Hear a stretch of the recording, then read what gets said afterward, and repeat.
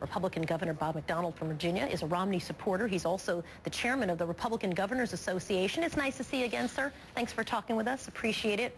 This is... Thanks, Soledad. Thanks for working on your birthday. You know? Thank you.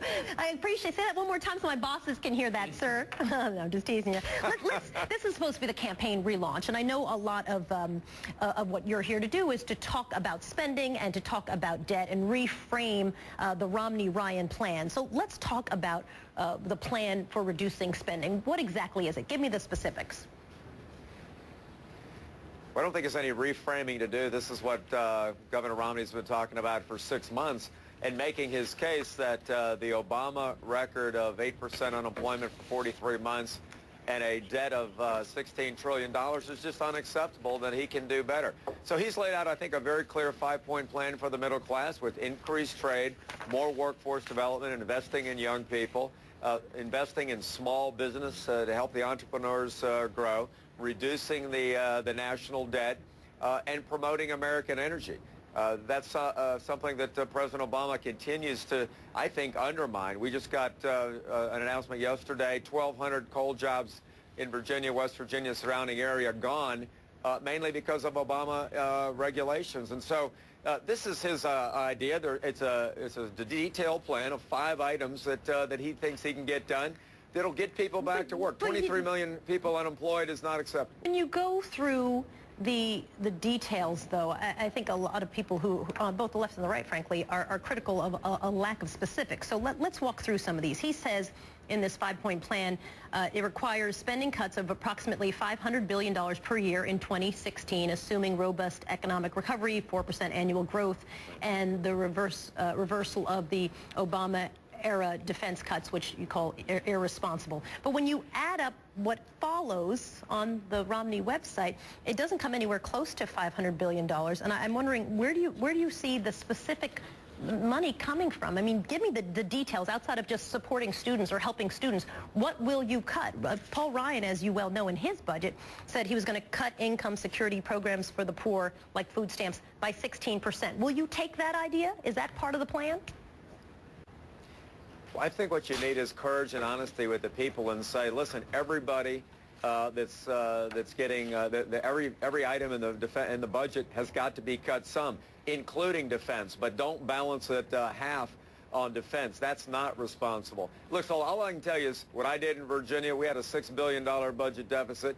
We cut that by not raising taxes, and now we've got $1 billion plus surplus. And so I know it can be done. Right, but they're looking for $500 billion. No, I hear you, but you're talking about a lot more, right? So if you're looking for and again, off of the Romney website, here's what it has. You say repeal Obamacare will save you $95 billion. You say privatize Amtrak will save $1.6 billion. Reduce subsidies for the national endowments of the arts and humanities. You know, cut subsidies for PBS.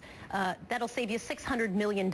Eliminate Title 10 family planning funding, $300 million. Reduce foreign aid, $100 million.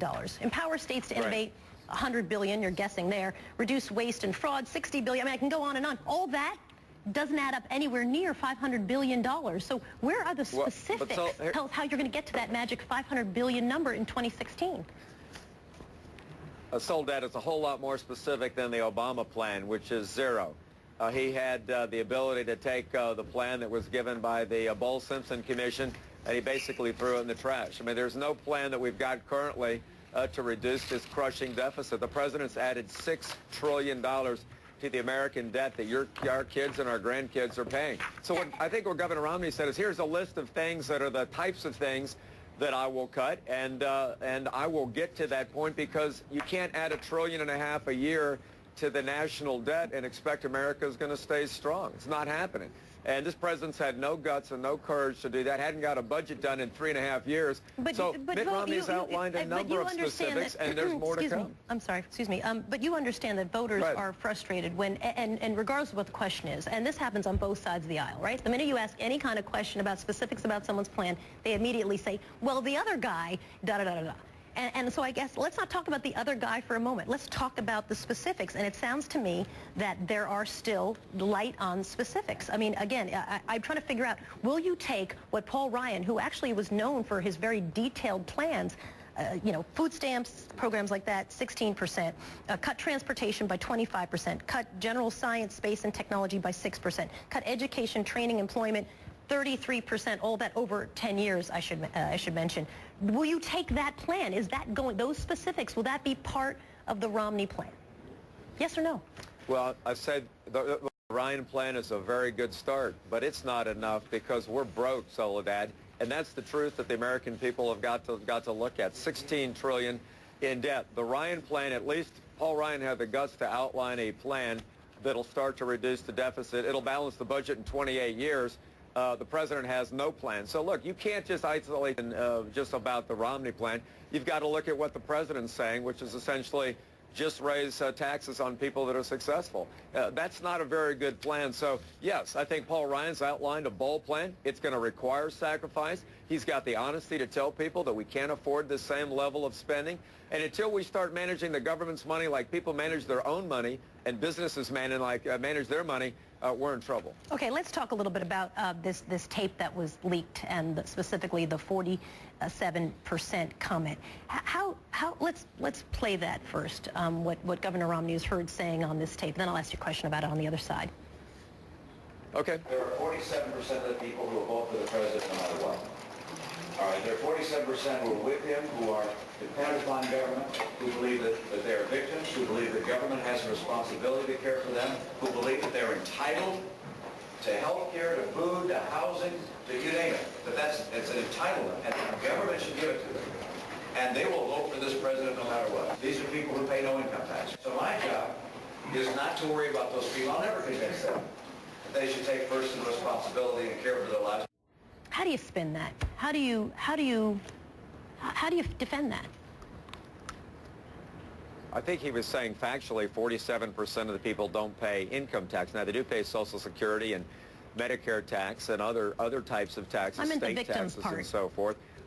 I meant the victims part. Well, I think the president, Governor Romney has already said what he's had to say about that. I haven't seen the tape. What I will say is that to the degree that we have people that aren't paying taxes because of the lousy Obama economy, because 23 million Americans can't work, Soledad, I think that's the broader point, and a record number of people on food stamps. You can't spin that as good for the American people. And so I think a president that's got the ideas about how to get people back to work and put more people back on the tax rolls, that's a good thing. There's no way to spin the fact that 43 months of 8% unemployment is a bad thing for Americans. And so I think that's really the broader point.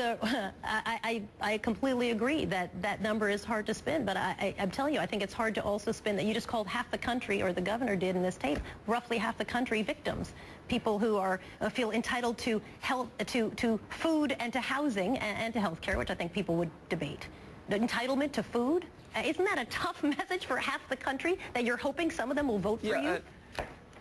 Yeah, and I think Governor Romney has explained that and said he didn't explain that right and didn't say it right at all. He was giving the fact that about 46.4% of the people currently don't pay taxes. But listen, we got a president, when he was campaigning, said criticizing Americans for clinging to their God and their guns. I mean, there are things that have to be clarified when you get into these campaigns. Okay. But the broader point is the economy stinks, Soledad. You know it, and I know it. I don't think anyone's going to argue with that. I guess the president's failed, and we're not on the right track, and we need a change. That's the case for Romney. But some of that 47% is people who are in their 80s who've retired, right? They paid income tax the whole time. Some of them are students, right, who don't make any money. That's correct. They're not paying income tax.